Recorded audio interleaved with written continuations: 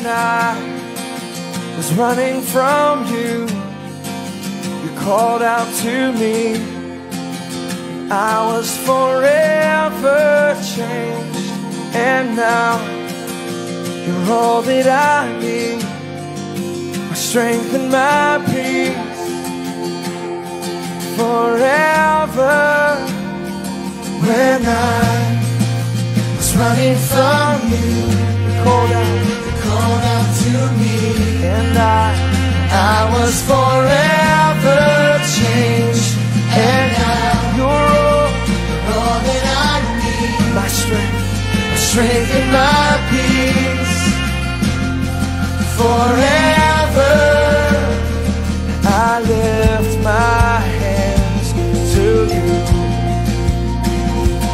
in all your majesty. I lift my hands to you in all your love for me. We give thanks to the God of all gods. We give thanks to the Lord of lords. We give thanks to the King of glory. We give thanks to the Holy One. When I was running from you, you called out to me, and I was forever changed, and now you're all that I need, my strength and my peace. Forever, I lift my hands to you in all your majesty. In all your majesty, I lift my hands to you. In all your love for me, we give thanks to the God of all gods. We give thanks to the Lord of lords. We give thanks to the King of glory. We give thanks to the Holy One. Your loving kindness is everlasting. Great wonders you have made. Your kingdom reigns throughout the heavens. Oh Lord, receive our praise. Your loving kindness. Your loving kindness is everlasting. Great wonders you have made. Your kingdom reigns. Your kingdom reigns throughout the heavens. Oh Lord, receive our praise. Receive our praise. Yeah. I lift my hands to you in all your majesty. I lift my hands to you in all your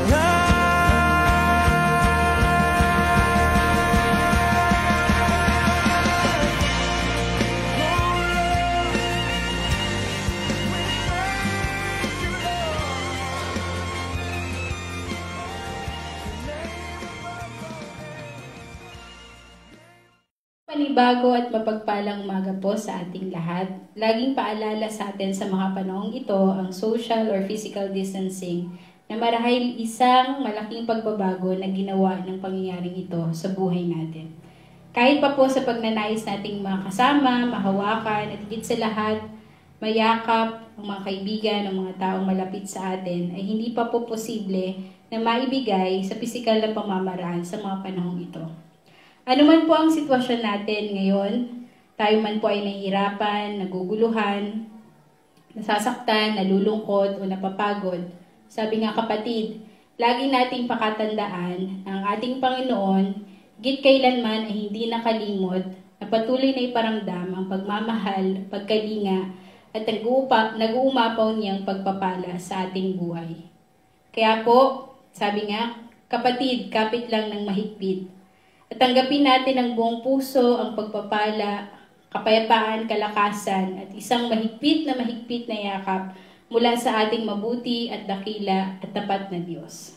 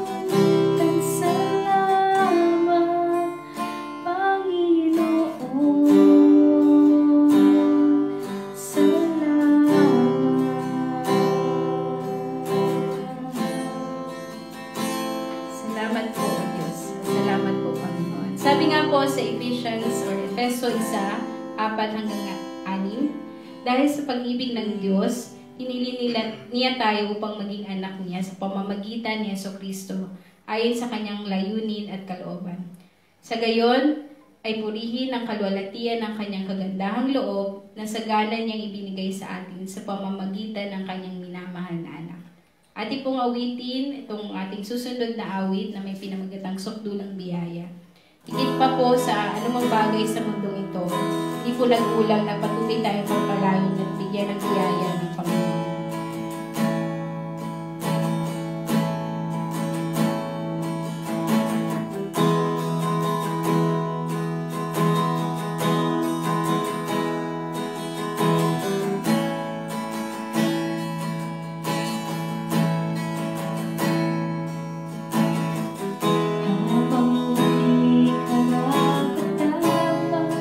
Pagkukulang na ang lahat, at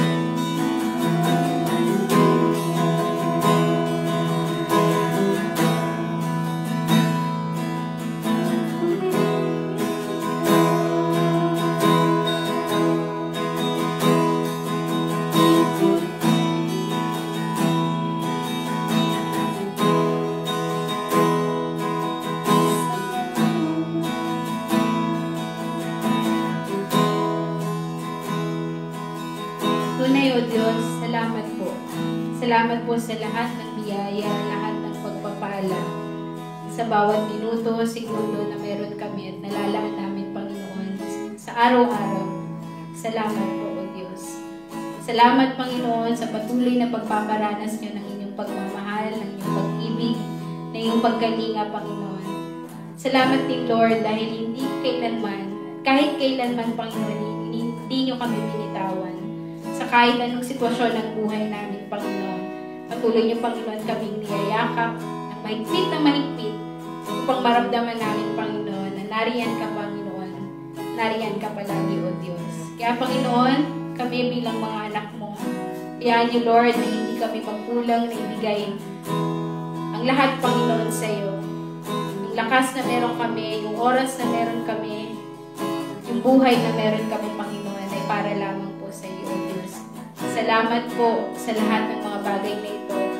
At alam po namin, Lord, na kung ano man yung sitwasyon namin, ano man, Panginoon, yung nararanasan namin, mahirap man ito,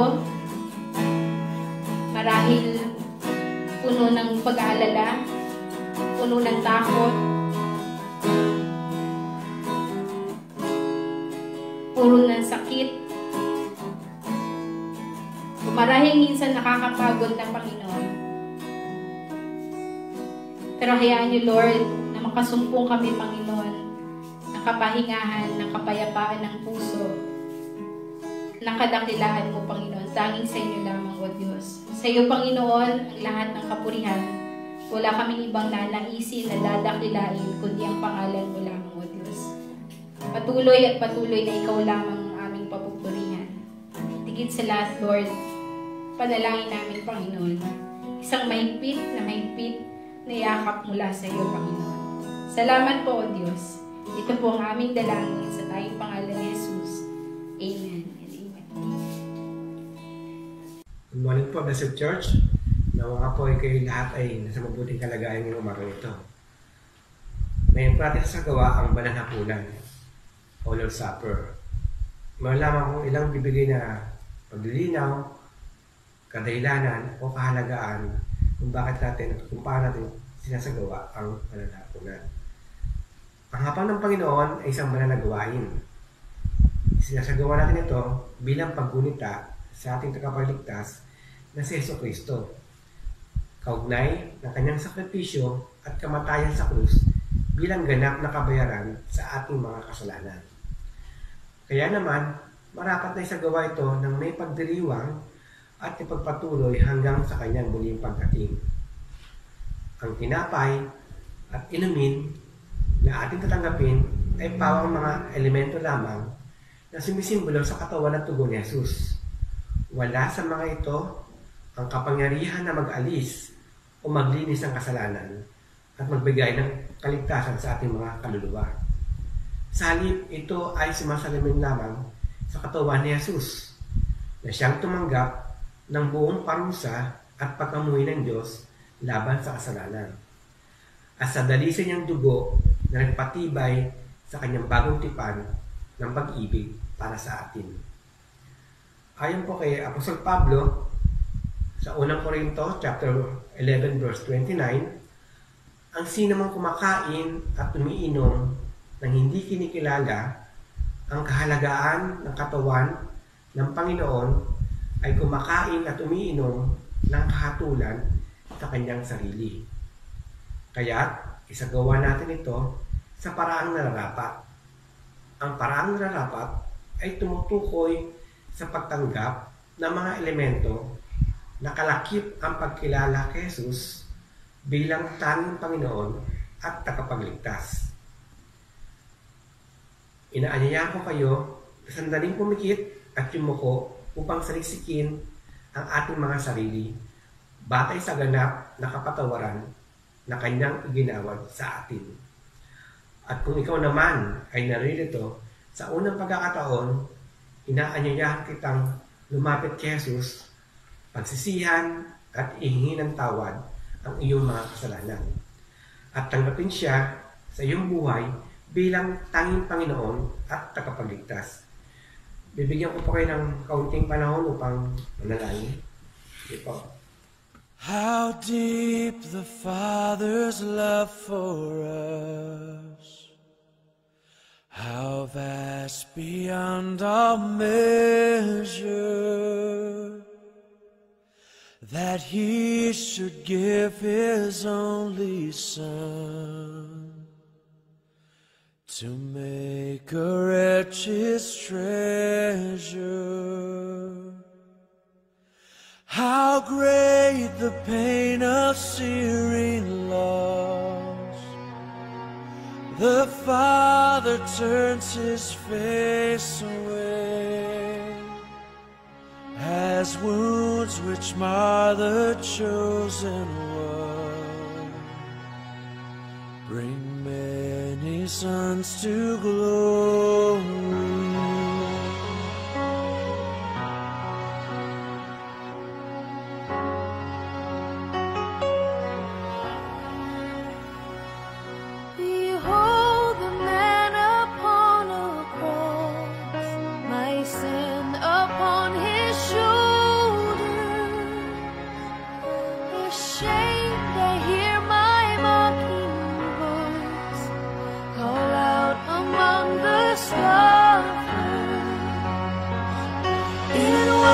My sin that held Him there until it was accomplished. His dying breath has brought me life. I know that it is finished.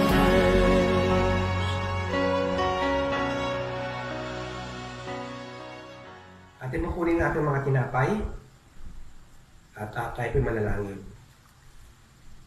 Amang Diyos, kami po'y nagpupuri, nagpapasalamat sa mga ito, Panginoon, sapagkat ito pong hawak naming elemento na sumisimbolo sa katawan ng aming Panginoon na nabugbog at nagsakripisyo sa krus ay talagang nagpakita po ng kanyang pagmamahal para sa amin ito, Panginoon. Muli po kami pinagpapasalamat at talagang nagpupuri sa iyong kagandang loob para sa aming lahat. Dalangin po namin ito sa pangalan ni Jesus. Amen. Sa unang Korinto, chapter 11, verses 23 to 24, sapagkat ito ang turo na tinanggap ko mula sa Panginoon at binigay ko naman sa inyo. Noong gabing siya'y ipagkanulo, ang Panginoong Jesus ay dumampot ng tinapay, nagpasalamat at pinagpirapraso iyon at sinabi, ito ang aking katawan na inihahandog para sa inyo. Gawin niyo ito bilang pag-ala-ala sa akin. Sama-sama po natin tanggapin ang tinapay.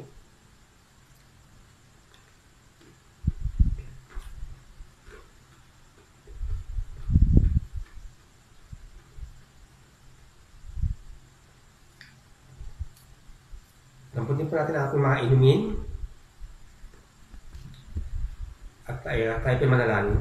Amang Diyos, kami po muli nagpapasalamat, Lord, sa iyo, Panginoon, sapagkat ang dugo pong dumalang sa krus ang nagbigay kapatawaran sa amin lahat sa aming mga kasalanan. Maraming salamat po sa iyong magandang loob para sa amin lahat. Muli sa pangalan ni Jesus, ito pong dalangin namin. Amen. Sa unang Korinto, chapter 11, verse 25, matapos maghapunan, dumampot din siya ng kopa at sinabing, ang kopang ito, ang bagong tipan, na pinagtitibay ng aking dugo. Tuwing iinimin niyo ito, gawin niyo ito bilang pag-alaala sa akin. Sama-sama po natin tanggapin ang inumin.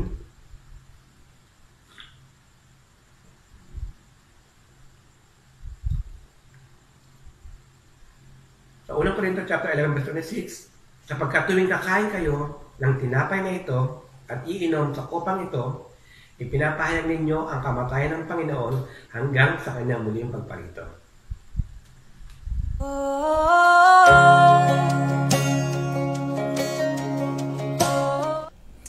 Magandang umaga po, A Blessed Church. Para po sa ating scripture reading, buksan po natin ang mga Bibles natin sa Acts chapter 1 verses 1 to 3. Again, Acts chapter 1 verses 1 to 3. O sa Tagalog po, mga gawa. Babasahin ko po ito sa Magandang Balita, Biblia.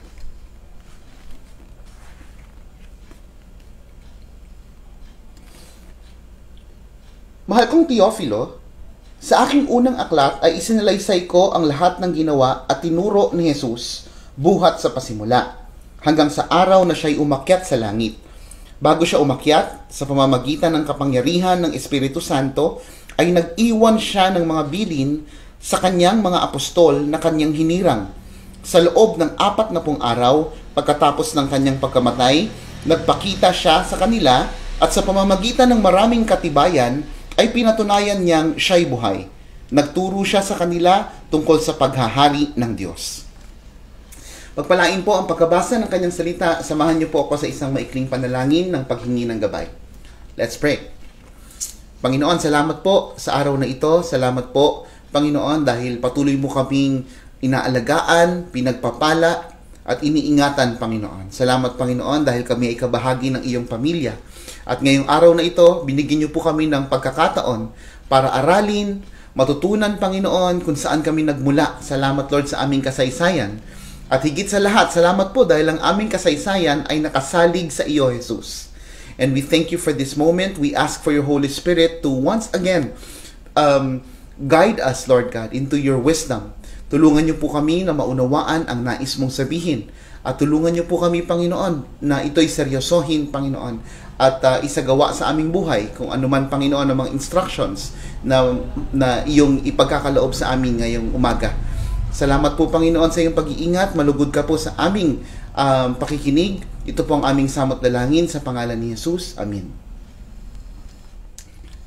Nasubaybayan niyo po ba yung movie na The Avengers?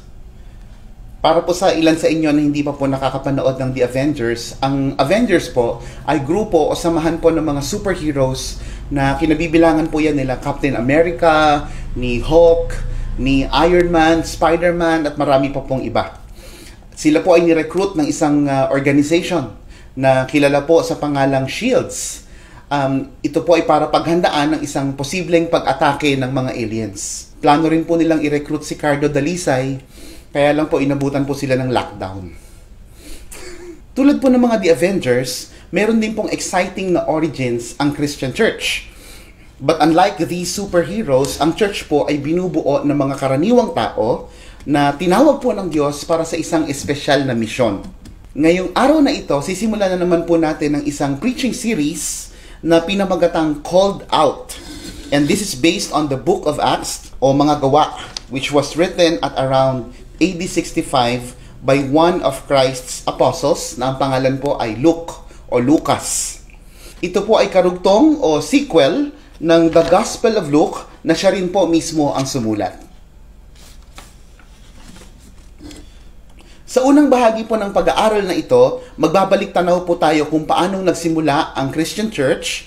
At sa ating pong pagbabalik tanaw, kakatasin po natin lahat ng learnings, lahat po ng mahahalagang aral, at aalamin po natin sa tulong ng banal na Espiritu kung paano po natin ito pakikinabangan sa ating modernong panahon bilang kanyang iglesia. Pero bago po tayo tuluyang lumubog sa ating pag-aaral sa The Book of Acts, pasadahan po muna natin saglit ang ilang basic trivia tungkol sa church. Sa palagay ko po, ang ilan dito ay maghahatid sa inyo ng pagkagulat. Gulatin ko na kayo kaagad. Number 1, the word church did not come from the Bible. Opo, narinig niyo po ako ng tama. Ang salitang church po ay hindi nagmula sa Biblia. It is not Hebrew nor Greek. Ang origin po talaga ng salitang church ay German. Nagmula po ito sa salitang kirk o kirke na tumutukoy po sa pabilog na place of worship ng mga Germans at ng mga Celtics. Yang Celtics po, hindi po yan team sa NBA. Okay? Actually po, ang karaniwang pronunciation talaga dyan ay Celtics. Ito po ay isang ethnic group na napadpad po kung saan-saan, particularly po sa Western Europe. At meron pong kaugnayan itong kirk or kirke na pinagmulan po ng salitang church dun sa tinatawag nating circle. Kasi po karaniwan yung place of worship nila ay pabilog talaga. So they gather in circles. Meron din pong katumbas na Greek word ang kirk o kirke sa Greek at ito po ay kyriakon. At ang kahulugan po ng kyriakon ay the Lord's house. Although this word is widely used, particularly sa mga 2nd century Christians, It is not used in Scripture. So yan po ang masaklap na katotohanan. Ang salitang church na paborito sana natin gamitin bilang mga Kristiyano ay hindi po biblical in origin. Now, number 2, the original word used by Christ and His apostles is ecclesia, which the early Christians commonly understand as the assembly of believers or congregation. Okay? So kung gusto natin talagang magpaka-biblikal, magpaka-technical, ang talagang ginamit na salita ni Kristo at ng kanyang mga apostol ay hindi kirk or kirke na pinagmulan ng church, kundi ecclesia. Kapag naririnig nila yung salitang ecclesia, ang ibig sabihin nun para sa kanila ay lupon o kapulungan o pagtitipon ng mga mananampalataya, assembly of believers or congregation. So ano po sa palagay ninyo? Papalitan na po ba natin yung ABC ng a blessed congregation instead of a blessed church? Now, ang salitang ecclesia po ay binubuo ng dalawang salita. Pinaghalong salita po yan. Una, yung salitang ek, na ang ibig sabihin po ay out from. Okay? Mula sa. Okay? At yung pangalawang salita naman ay klesia. Ang root word po niyan ay kaleo, na ang ibig sabihin ay called. Okay? Or to call. Sa Tagalog, tinawag. So kapag pinagsama po natin yung salita, yung ek at saka klesia, literally, it means called out from. Called out from. Tinawag mula sa. Pero ang simpleng intindi po ng mga Kristiyano during that time, kapag nababanggit yung ecclesia, if they intend to express the literal meaning is called out ones. Mga tinawag. Yan po. Now, ang tanong, called out from what? Tinawag tayo mula sa alin? 1 Peter 2:9 gives us an idea. Ang sabi po sa 1 Peter 2:9, siya ang tumawag sa inyo mula sa kadiliman, patungo sa kanyang kahangahangang kaliwanagan. So alam na natin kung saan tayo tinawag. Tinawag tayo mula sa kadiliman. Tayo po ay hinugot sa dilim. Meron pong pelikula niya na pinapanood namin nung kami bata pa. So yan po ang ibig sabihin ng called out. Okay? Since you belong to the body of Christ, you're one of those people who were called out from darkness. So let me remind you, you no longer live in darkness. You're now in the light. And that light is Jesus Christ. So ano pong nangyari sa salitang ecclesia? Bakit po ito napalitan ng church? Unti-unti pong pumasok sa lengguwahe ng mga mananampalataya ang salitang church o kirk or kirke mula 2nd century magpahanggang ngayon. So ang nangyari po, nag-evolve po yung salitang ecclesia hindi lang bilang isang salita, pero bilang isang konsepto. When we say church today, we are not only referring to the assembly of people, but also to the place of worship. Hindi po ba? So, natanggal na yung konsepto ng ecclesia na patungkol lamang sa tao. Nowadays, when we mention the word church, ang ibig sabihin nun ay lugar ng pagtitipon.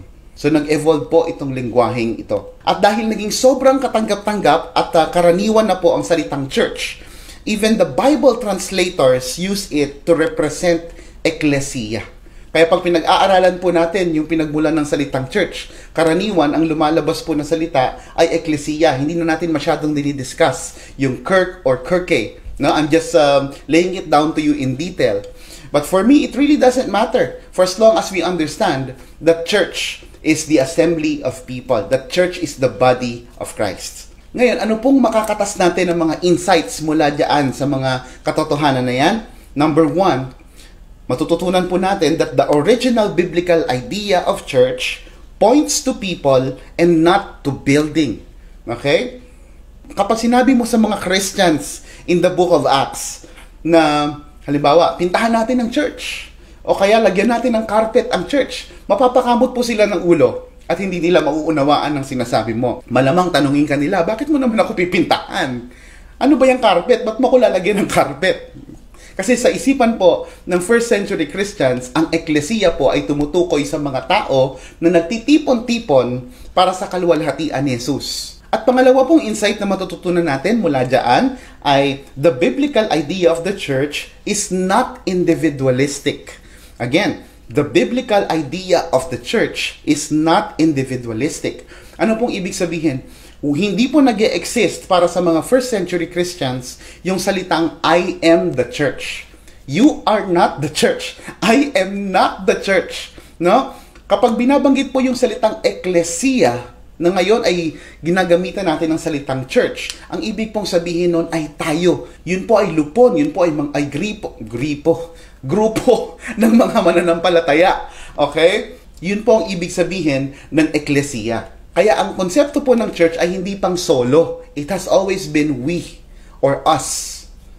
At pangatlong insight po na matututunan natin mula dyan ay batay sa literal na kahulugan ng ecclesia na called out once, maliwanag po na tinawag tayo ng Diyos bago pa man natin maisipang mag-volunteer. Naintindihan po natin? Anong ibig ko sabihin dito? Ang Diyos po ang gumawa ng pangunahing hakbang upang makipagrelasyon sa atin. Yung ating kaligtasan, yung ating spiritual life, no, ay hindi tugon ng Diyos sa ating pagkilos, no? Kaya nga po called out once. Sino pong tumawag? Okay? Bago ka tumawag sa Panginoon, kailangan tawagin ka muna ng Panginoon. And that's what basically happened. That's why you are a Christian. The Lord has called you out and chosen you for a purpose. Mahalaga rin po maintindihan na mayroong dalawang kategory ang church. Ano po yon? First category is yung tinatawag nating universal church. Itong universal church po, kinakatawan ito ng lahat ng mga tagasunod ni Kristo sa buong mundo. So itong universal church na tinatawag natin, binubuo ito ng lahat ng Kristiyano sa buong daigdig. Okay? At isa pang category, when we talk about the church, we have what we call the local church. Ang local church naman po ay grupo ng mga Kristiyano sa mga kabayanan. Okay, ito yung samahan ng mga Kristiyano sa mga localities. Kapag sinabi ni Pablo, the church in Rome, the church in Galatia, the church in Ephesus, ang tinutukoy niya puro ay mga local churches, is referring to the localities. And the Bible clarifies the need for both. So hindi pwedeng kabilang ka sa universal church pero wala kang sariling local church. Kailangan meron kang local church kasi kailangan mo ng isang grupo na magiging accountable sa'yo. And that accountability involves your nourishment, it involves correction, rebuke, encouragement, inspiration, anything that will help you to grow as a Christian. Kaya kapag hindi ka kabilang sa isang local church, marami kang mamimiss out na kinakailangan mo bilang isang Kristiyano. Kaya lang po, merong mga tao who would rather be in a church na hindi sila kilala ng mga tao, no? Hindi sila kilala ng pastor kasi ayaw nilang pinakikialaman ang buhay nila. Okay? But don't be that kind of Christian. You need to surround yourselves with people who love you truly and care so much about your soul. That's why kung ikaw ay hindi sinasadyang nakapakinig ngayon ng preaching na ito at wala ka pang local church, I hope you consider a blessed church to become your spiritual family.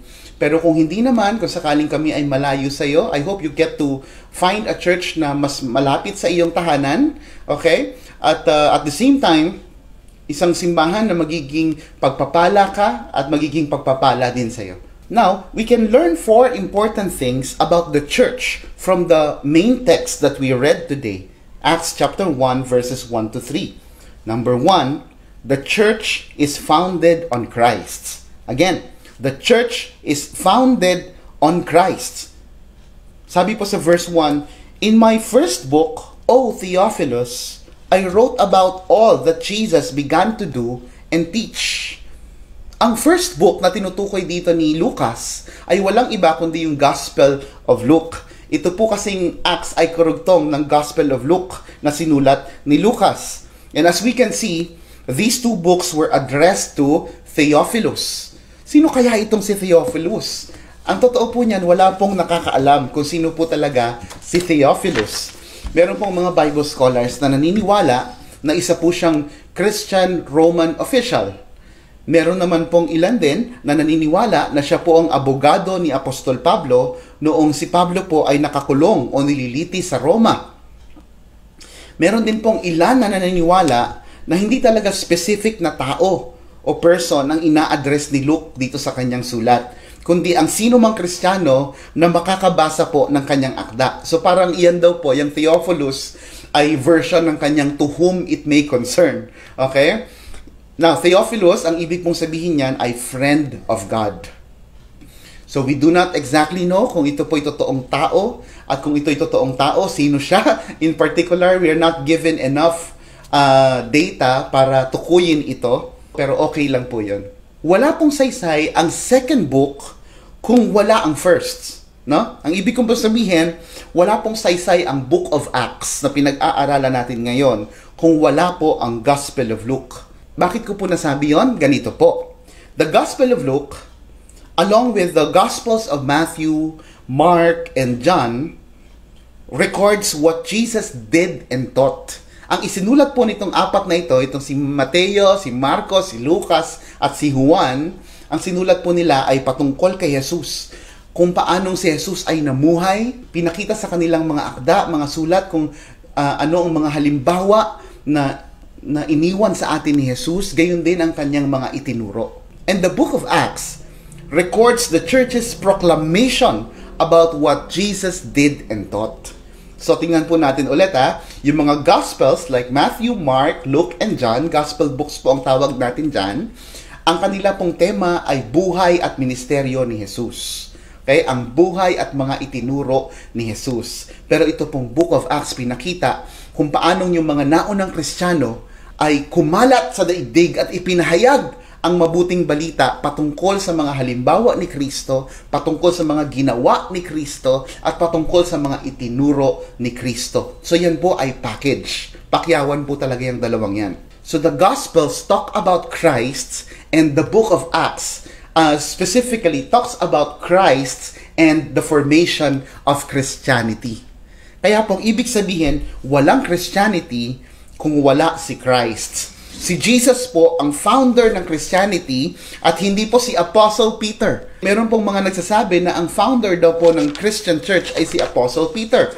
Kaya ginawa nilang po. Kasi ang understanding nila, si Apostle Peter ay mas mataas kaysa sa ibang mga apostol. Wala po tayong biblikal na pwedeng paghawakan tungkol sa bagay na yan. They are equally serving Jesus during their time. Wala pong primacy si Apostle Peter, bagamat ginamit po siya ng Diyos na maging bahagi ng panimula ng Kristyanismo. The Apostle Peter, along with the other apostles, are foundational stones. Wala namang duda dun na napakahalaga po ng kanilang bahagi para sa pagsisimula ng Kristyanismo. Pero hindi sila ang panulukang bato na inilagak. Kung sa mga apostol po lamang nakasalig ang church, ang ibig pong sabihin nun, ang pundasyon natin ay mahuna. Dahil po ang mga apostol ay mga karaniwang tao lamang and they're bound to fail. Kahit po si Apostle Peter hindi naniniwala na siya ang founder ng church. He points to Jesus as the chief cornerstone. Sabi po ni Pedro sa Acts 4 verse 11, ang Jesus na ito, ang batong itinakwil ninyong mga tagapagtayo ng bahay, ang siyang naging batong panulukan.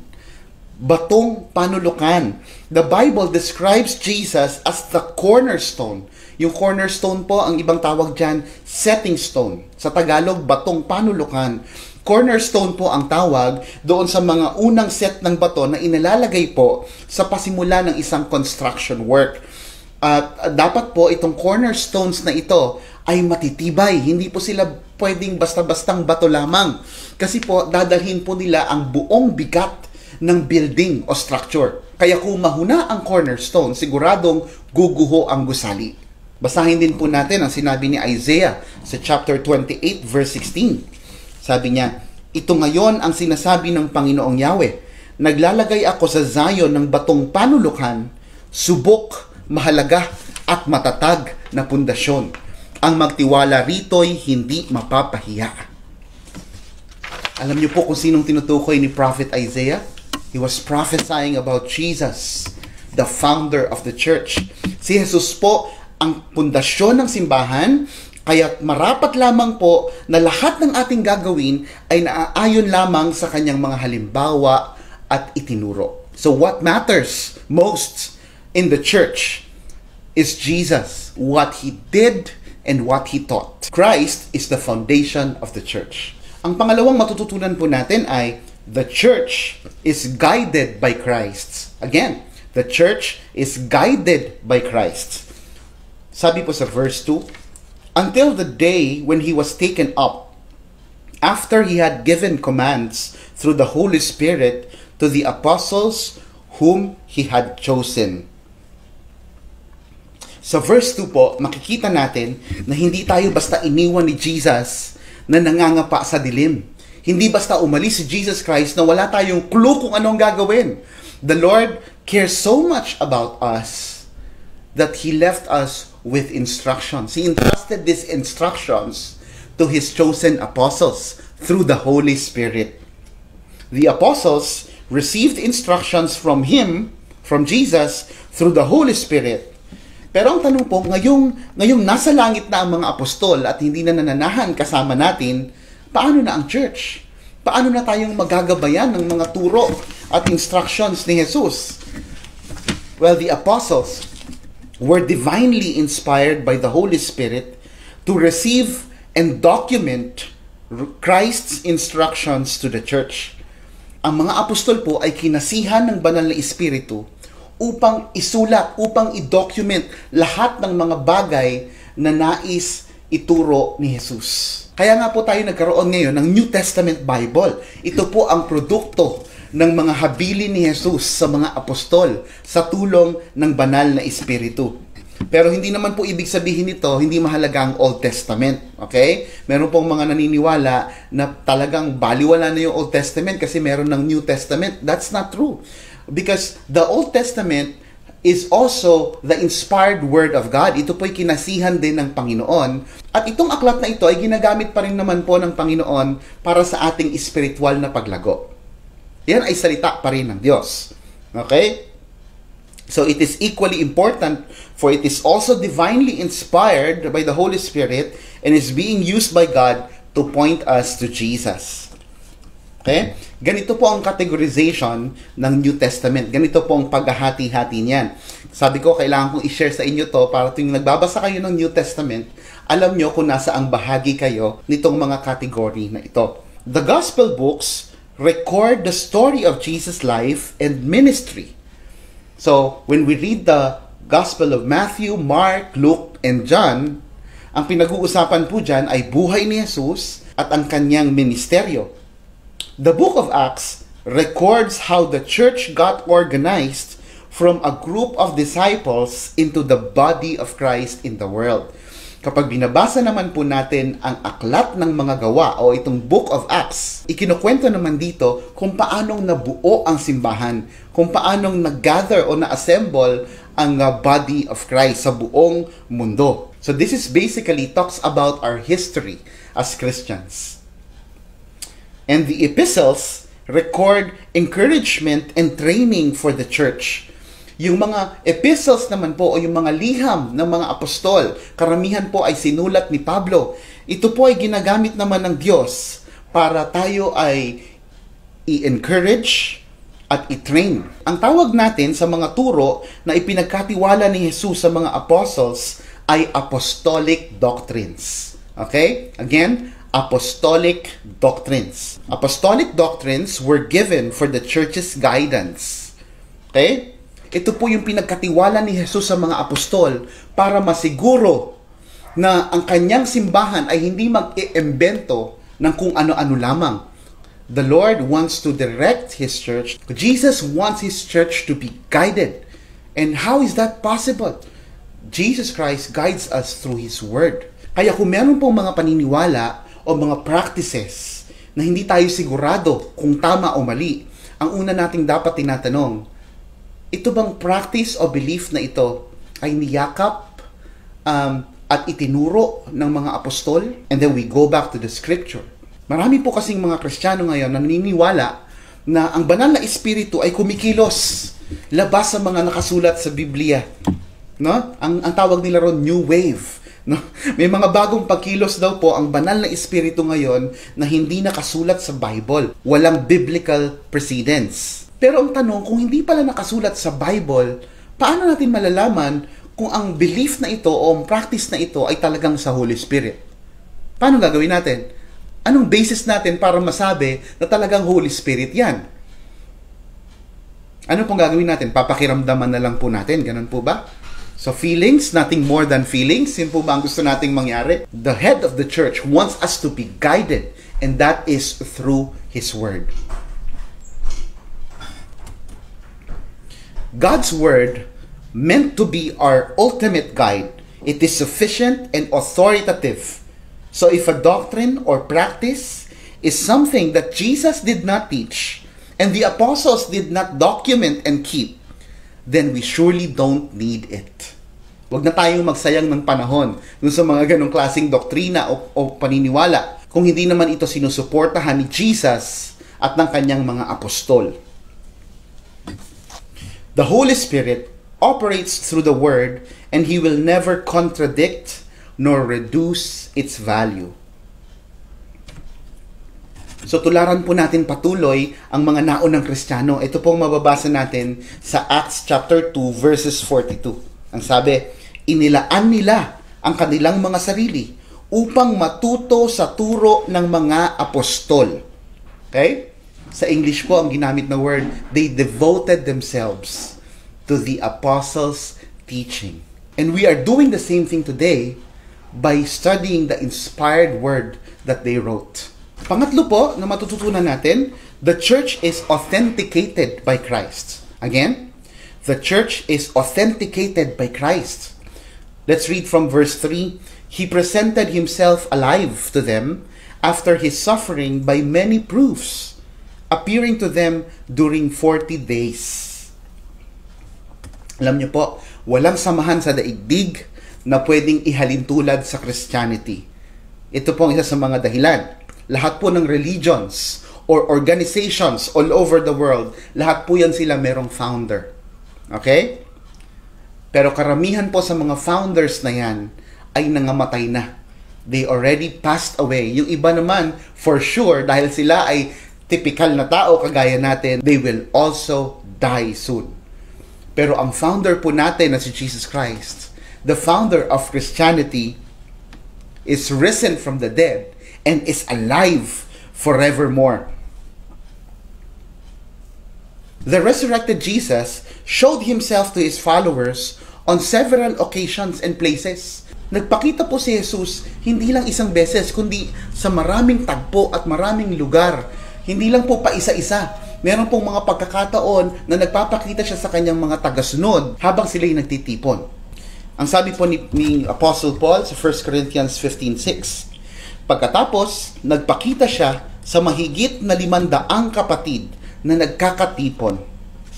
So ang mga tao po na pinagpakitaan ni Jesus during these times, ang naging mga kauna-unahang miyembro ng eklesiya.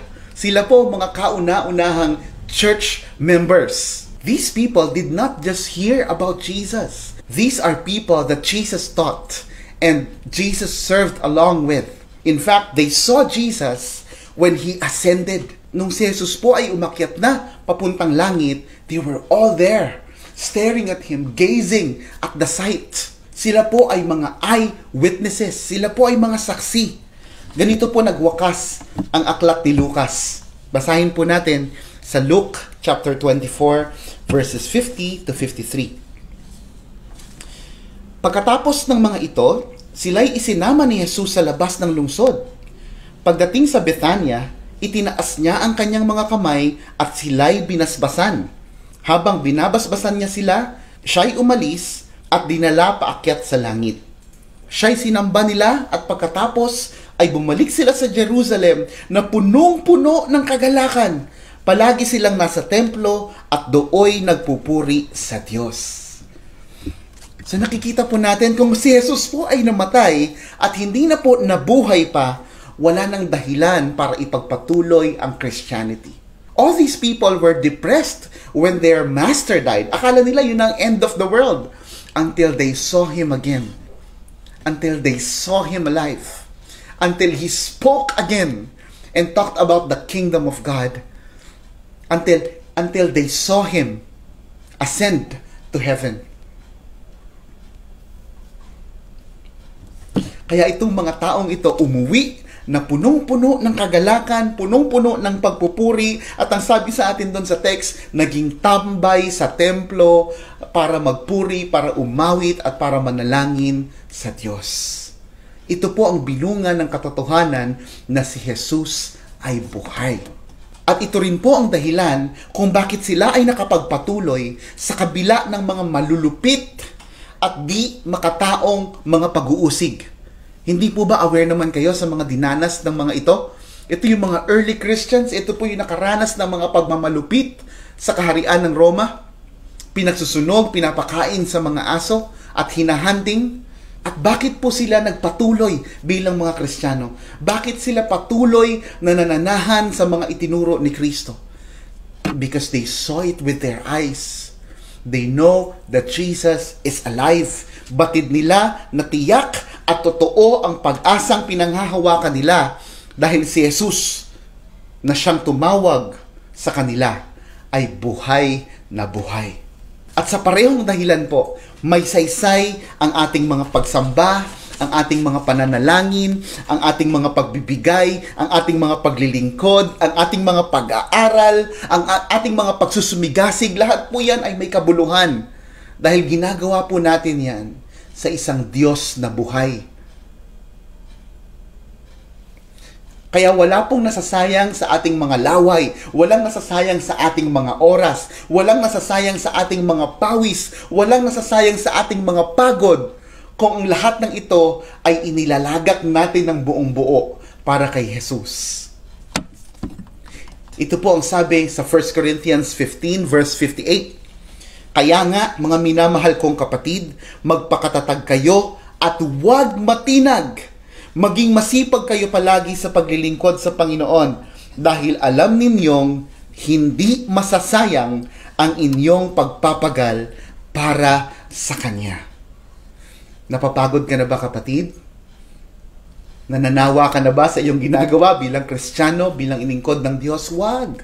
Sayang naman, isipin mo na may isang Diyos na naghihintay na makasama ka sa habang panahon. Merong kabuluhan ang lahat mong ginagawa para sa Kanya. The God you're serving appreciates it. And He will soon look at you and say, "Well done, my good and faithful servant."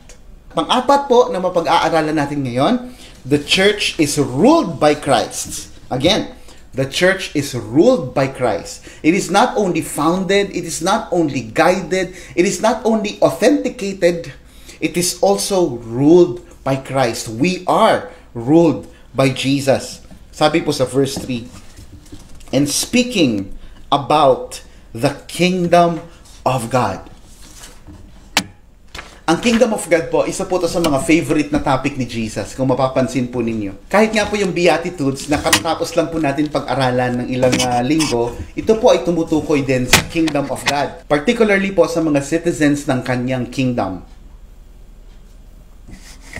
Jesus refers to the kingdom of God as His kingdom too. Ang sabi niya sa John 18:36, my kingdom is not from the world. Okay? So napansin po ninyo, ang sabi niya, my kingdom. Okay? Because He is the king on that kingdom. And at the same time, I hope you also notice, ang sabi niya, ang aking kaharian ay wala sa daigdig na ito. My kingdom is not of this world. Iwanan po muna natin saglit yan at tingnan po natin ang sinasabi ni Jesus tungkol sa kanyang mga tagasunod. Ito po ang sabi niya sa John 15:19. If you were of the world would love you as its own. But because you are not of the world, but I chose you out of the world, therefore the world hates you. Para kay Jesus, ang mga Kristiyano, ang kanyang eklesiya ay hindi sa daigdig nito. They were chosen out of this world. They are not from this world. And sa John 17:16, ang sabi po, they are not of the world, just as I am not of the world. Jesus speaks of the kingdom of God in the context of His own church. And in this kingdom, He rules in the hearts of His believers. Ang church po ay pinaghaharian ni Jesus. He is the only ruler. Hindi po pastor, hindi po elders, at hindi po kung sino-sino leaders ang ang naghahari sa simbahan. Tayo po ay pinamumunuan ni Kristo bilang hari. Ang totoo po niyan, ayaw po ni Jesus na may naghahari-harian sa kanyang iglesia. Kahit po sa mga pastors, kahit po sa mga elders, ito po ang kanyang sinabi. Sa 1 Peter 5 verse 3. Sabi niya, "Don't lord it over the people assigned to your care, but lead them by your own good example. And when the great shepherd appears, you will receive a crown of never-ending glory and honor." 1 Peter 5:3. His sheep are not meant to be deceived or controlled. It is meant to be led. At sinabi rin po rito, when the great shepherd appears. Okay? Kaya po ako po'y pastor. Pero I'm not the head pastor. I am not the chief shepherd. Ako po ay tinawag ni Jesus para maging accountable sa inyong spiritual nutrition, sa inyong spiritual walk. Pero hindi po ako ang chief shepherd. We only have one great shepherd in this church and his name is Jesus. Kaya si Pastor Kerux po pwede pong mawala. Ang mga elders natin pwedeng mawala. Pero hindi iyon ang katapusan ng iglesyang ito. Hindi iyon ang katapusan ng a blessed church. Why? Because we only have one great shepherd and that is Jesus. Nabanggit din po dito yung isang napakagandang pangako para sa mga tulad kong pastor at mga pinuno sa iglesia. Sabi rito, you will receive a crown of never-ending glory and honor. Hindi ko talaga alam kung ano yan. Wala pa sa ating nakakaalam kung ano yan, kung anong klase ba yung crown na yan na sinasabi ng Panginoon. But definitely, this crown would be worth all the pain and suffering that a minister receives in his lifetime. So ano pong ibig sabihin? The church belongs to Jesus Christ as our King. Siya lang po ang hari. Kaya lahat po ng bagay na ginagawa natin para o laban sa church ay kay Kristo rin po natin ginagawa. Okay? Tandaan po natin yan. We have to be very careful with our actions, especially if it affects the church. Why? Because this church is not Pastor Kerux's church. It's not anyone else's church. This church belongs to Jesus. I-check po natin yan sa Matthew chapter 25 verses 34 to 40. Ito po ang sabi. "Kaya't sasabihin ng hari sa mga nasa kanan niya, Hali kayo, mga pinagpala ng aking ama, pumasok kayo at tanggapin ang kahariang inihanda para sa inyo mula pa nang likhain ang daigdig. Sapagkat ako'y nagugutom at ako'y inyong pinakain, ako'y nauuhaw at ako'y inyong pinainom, ako'y isang dayuhan at inyong pinatuloy, ako'y hubad at ako'y inyong dinamitan, nagkasakit at inyong dinalaw, nabilanggo at inyong pinuntahan." Sasagot ang mga matuwid, "Panginoon, kailan po namin kayo nakitang nagutom at aming pinakain, o nauhaw at aming pinainom? Kailan po kayo naging dayuhan at aming pinatuloy, o kaya'y hubad at aming dinamitan? At kailan po namin kayo nakitang nagkasakit o nabilanggo at kayo'y aming dinalaw?" Sasabihin ng hari, "Tandaan ninyo nang gawin ninyo ito sa pinakahamak sa mga kapatid kong ito, sa akin ninyo ito ginawa." Notice the word that Jesus Christ used. My brothers, mga kapatid. At malinaw din po sa talatang ito na hindi nililimot ng Diyos ang bawat kabutihang ginagawa natin para sa kanyang mga tagasunod. Puntahan naman po natin yung kabilang side. Matthew 25:41 to 45. Sasabihin naman niya sa mga nasa kaliwa, "Lumayo kayo sa harapan ko, kayong mga isinumpa. Doon kayo sa apoy na di namamatay, na inihanda para sa diablo at sa kanyang mga kampon. Sapagkat hindi ninyo ako pinakain nung ako'y nagugutom, hindi ninyo ako pinainom nung ako'y nauuhaw, hindi ninyo ako pinatuloy nung ako'y isang dayuhan, hindi ninyo ako dinamitan nung ako'y hubad, hindi ninyo ako dinalaw noong ako'y may sakit at noong ako'y nasa bilangguan." At sasagot din sila, "Panginoon, kailan po namin kayo nakitang nagutom, nauhaw, walang matuluyan, hubad, may sakit o nasa bilangguan, na hindi namin kayo tinulungan?" At sasabihin sa kanila ng hari, "Tandaan ninyo, nang pagkaitan ninyo ng tulong, ang isa sa pinakahamak sa mga ito, ako ang inyong pinagkaitan." Sa talatang ito, makikita po natin na hindi rin nililimot ng Diyos ang bawat kasamaang ipinupukol sa kanyang iglesia, sa kanyang mga tagasunod. Jesus, the King, accounts everything that's done to His church, whether good or bad. Kahit nga po nang usigi ni Pablo ang simbahan nung siya po ay hindi pa Christian, pinapahuli at ipinapapatay niya ang mga mananampalataya ni Kristo. He was persecuting the church. And Jesus was personally offended and said, Saulo, Saulo, bakit mo ako inuusig? You ought to remember, Paul was not persecuting Jesus, but he was persecuting the church. And Jesus took the pain as his. This is what we see in Acts 9 verse 4. Okay? The church is ruled by Christ, and for this reason, we call Him Lord, and for this reason, we submit to His will. Muli, balikan po natin ang mga mahahalagang katotohanan na natutunan po natin ngayon patungkol sa church. Number 1, we learned that the church is founded on Christ. Ang tatagpo ng church ay hindi nakasalalay sa mga leaders, hindi sa mga workers, hindi sa mga resources nito, kundi kay Kristo na siyang panulukang bato. Number 2, we also learned that the church is guided by Christ. Si Jesus, ang punong pastol na siyang sa atin ay gumagabay. And number 3, we learned that the church is authenticated by Christ. The church is authenticated by Christ. Ang pagkabuhay na muli ni Jesus ang nagpapatunay na ang pananampalataya at mga paglilingkod at ang mga pagpapagal natin ay may kabuluhan. And number 4, the church is ruled by Christ. The church is ruled by Christ. Si Jesus ang hari na nagpapala at nagtatanggol sa atin bilang kanyang nasasakupan. Sa lahat ng katotohanan ito, masasabi natin na pinahahalagahan ni Jesus ang kanyang eklesiya. The assembly of people who belongs to Him. Ecclesia as in the people He redeemed by His own blood. Ecclesia as in the one He calls His bride, His body, His sheep. Napansin niyo po ba? Yung mga tawag ni Jesus sa atin, we are called His bride. We are called His body. We are called His sheep. Those are terms of endearment. Yan po ay mga salita, mga titulo na ginagamit ni Jesus sa atin para ilarawan ang kanyang pagmamahal at kalapitan sa atin bilang kanyang iglesia. Ang ibig pong sabihin niyan, Jesus loves us in the same manner that a husband loves his wife. Kapag sinabing His body, ang ibig sabihin niyan, Jesus loves us in the same manner that we love our bodies.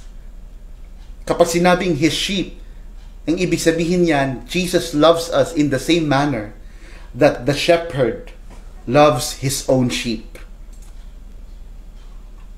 And since you belong to the church, both universally and locally, you are not only loved, you are also founded, you are also guided, you are also authenticated and ruled by Christ.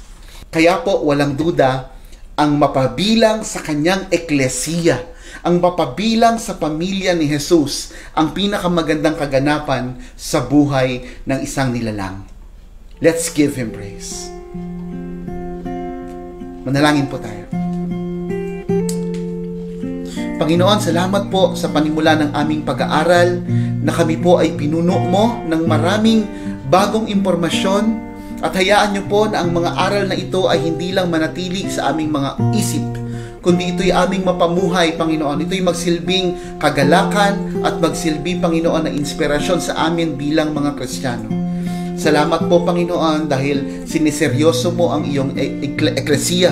Siniseryoso mo ang church, Panginoon. Lord, we apologize, Lord God, for those times, for those plenty of times, Lord God, that we neglected your church. Teach us, Lord, to treasure your ecclesia in the same manner that you value it.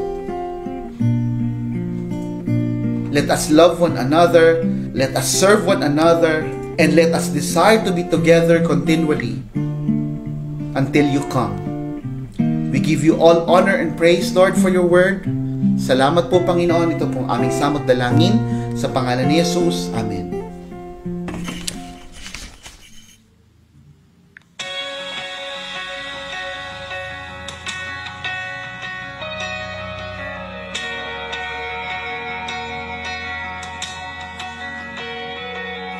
You hold my every moment. You calm my raging seas. You walk with me through fire and heal all my disease. I trust in you.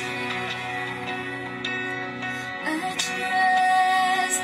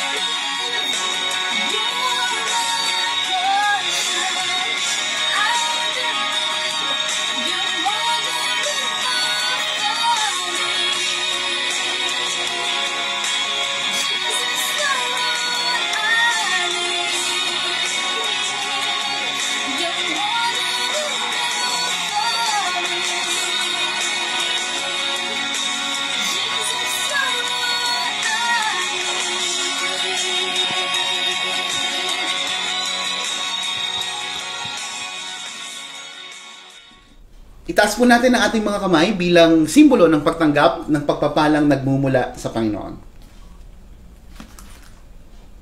Sa Kanya na makapag-iingat sa inyo upang hindi kayo pagkasala at makapaghaharap sa inyo ng walang kapintasan at may malaking kagalakan sa Kanyang kalwalhatian, sa iisang Diyos na ating tagapagligtas sa pamamagitan ni Hesukristo na Panginoon natin.